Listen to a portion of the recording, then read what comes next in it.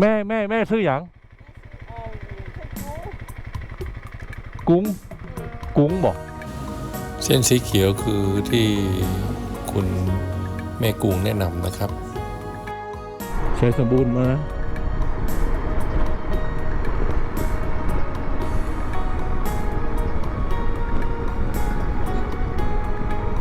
ลงเขาโอ้โหเอาน้ำมาเพื่อที่จะไม่ให้มัน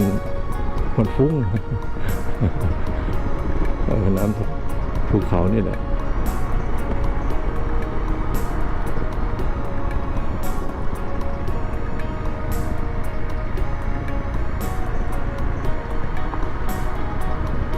โอ้โห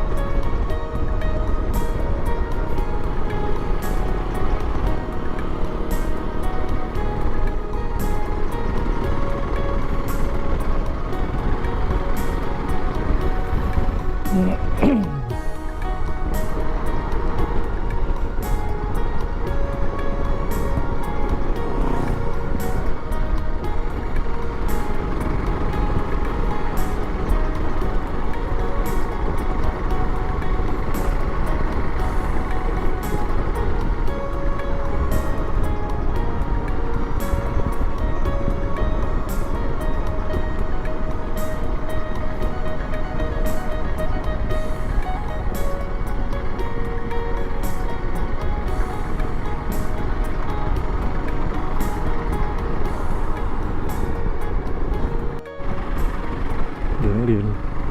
กี่โมงแล้วบ่ายแล้วบ่ายแล้วก็เที่ยวรถไฟฟ้าเข้ามาขายเยอะเนี่ยโอ้บ้านแต่ละหลังสวยนะมันมีหัวเสาเรียกว่าทำหัวเสาทำอะไรสวยงามโอ้อันนี้เมืองอะไรอยากรู้จังเลยเจริญนะเอามาภูเขา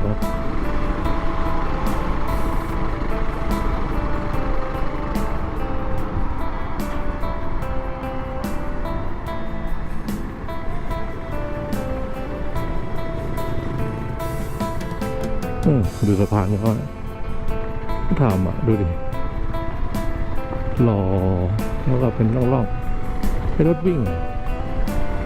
ความคิดที่ดีนะน้ำมันลอดช่องได้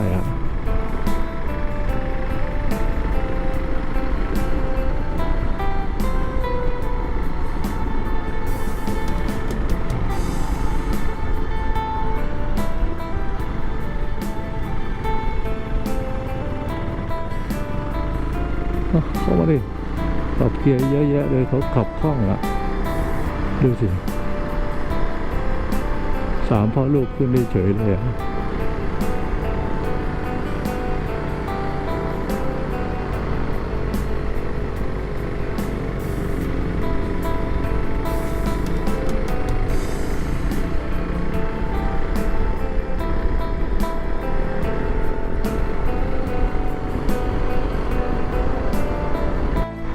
เกิดอะไรขึ้นกล้อง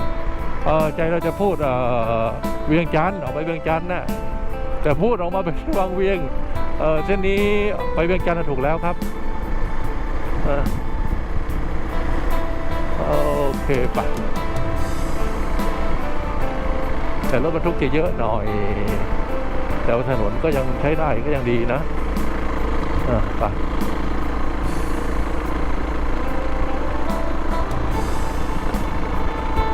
โอ้ดีของเขาก็เป็นอย่างนี้นะรถบรรทุกวิ่งนะให้มันมีความสากจะดีหรือเปล่าดีหรือไม่ดีก็ไม่รู้เดี๋ยวสากในพาวิ่งถอยหลังยุ่งเลย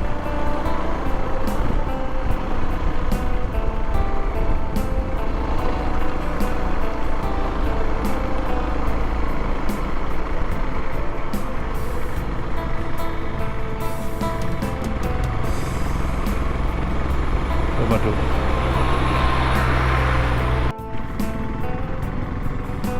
กำแพงพระนครทะเบียนนะ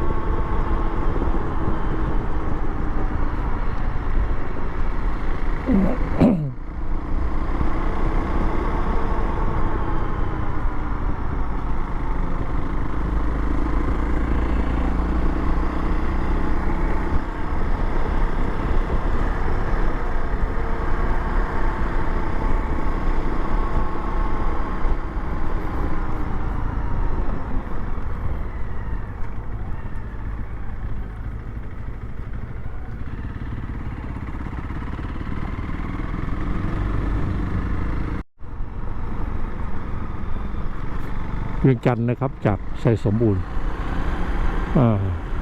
ออกมาแล้วก็เจอสามแยกใหญ่นะเลี้ยวซ้ายสำคัญนะสามแยกใหญ่นะเลี้ยวซ้ายเส้นนี้ครับรถบรรทุกวิ่งขนแร่อาจจะเยอะหน่อยแต่ว่าถนนก็ใช้ได้นะครับถนนดีกว่าเส้นที่ไปอ้อมขึ้นไปวังเวียงนะครับอ้อมขึ้นไปที่โซนวังเวียงนู่นน่ะถนนจะเป็นถนนซ่อมเยอะนะครับเห็นเขาบอกมาอย่างนั้นครับแต่วันดีก็ยังไม่วิ่งนะครับก็คือวิ่งขึ้นทางเหนือวิ่งย้อนกลับลงมาทางรอยต่อของภาคกลางกับภาคใต้คือเส้นนี้นะครับ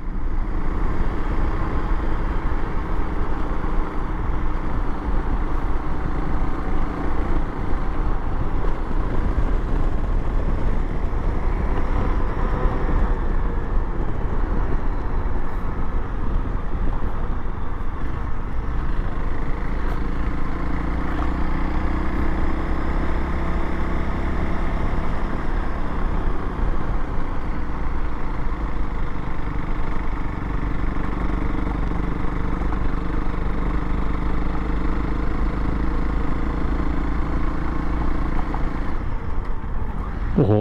ของแท้แล้วครับอันนี้เป็นทางดินนะเขาไม่ได้โรยน้ำมองไม่เห็นเลย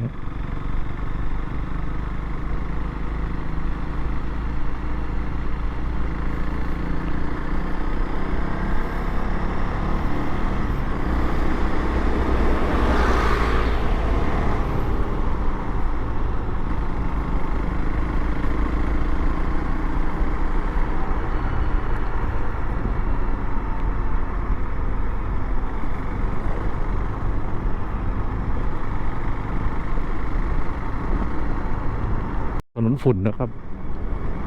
เพราะว่ามีรถเข้ามาขนแร่นะครับ ดูธรรมชาติ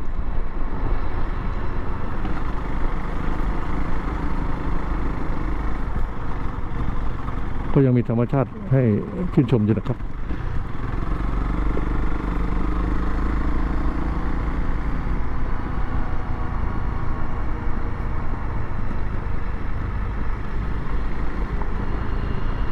มองไม่เห็นเลยนะ